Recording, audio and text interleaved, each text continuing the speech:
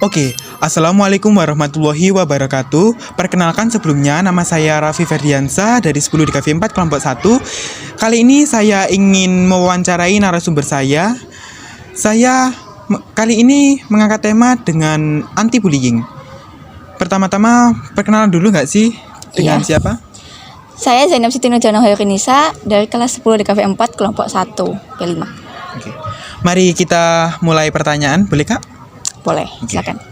Yang pertama, apa itu bullying? Jadi menurut pandangan saya ya, bullying itu adalah tindakan negatif yang dilakukan oleh seseorang atau sekelompok orang yang mengancam, menindas, atau bahkan melecehkan orang lain yang menurut mayoritas itu memiliki kepribadian yang lemah dan atau berbeda dari standar mereka. Aksi pembulian ini juga berbentuk dari beberapa bagian ya.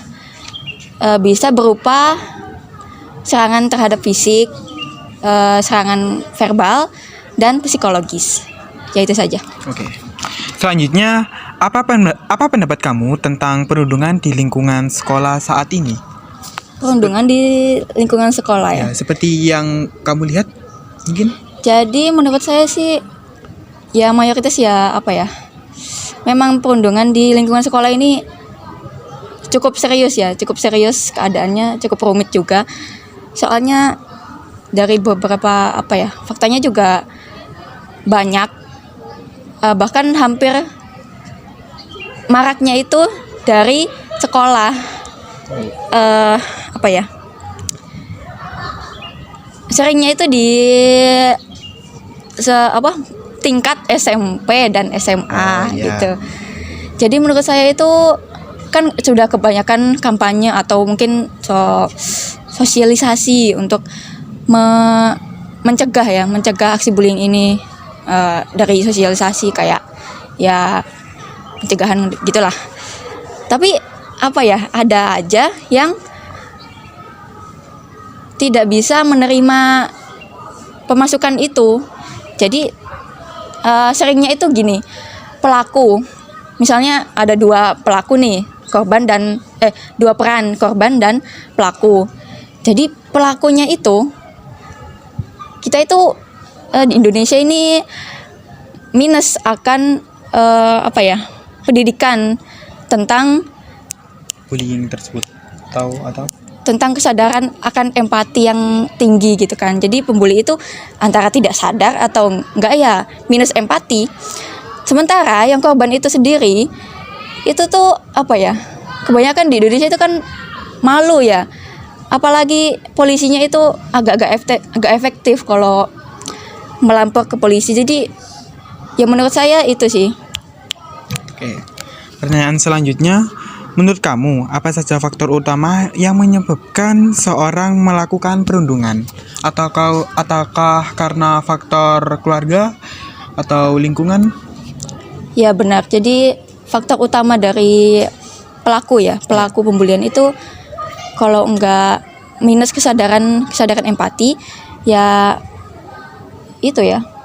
Ada keinginan untuk berkuasa dalam lingkungannya. Jadi sekarang kan jadi marak-maraknya orang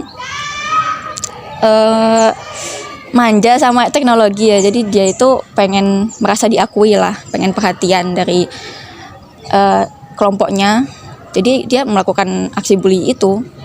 Jadi ya gitulah intinya faktor utamanya ya kalau minus kesadaran ya itu. Oke. Selanjutnya, bagaimana sebaiknya kita merespon atau membantu korban perundungan tersebut? Respon untuk hal terpentingnya pastinya itu ya dukungan secara emosional, misalnya menyemangati atau enggak ya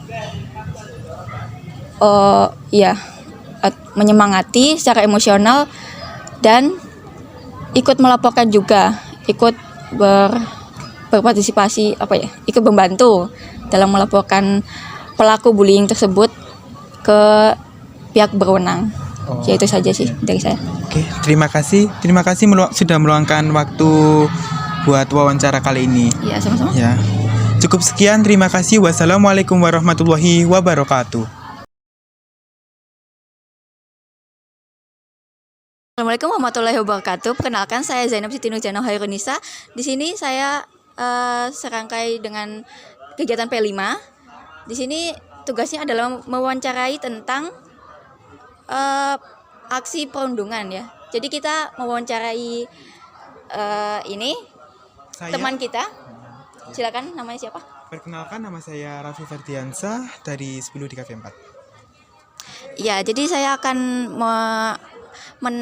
memberi pertanyaan kepada kepada teman saya, kepada partner saya tentang aksi pembulian.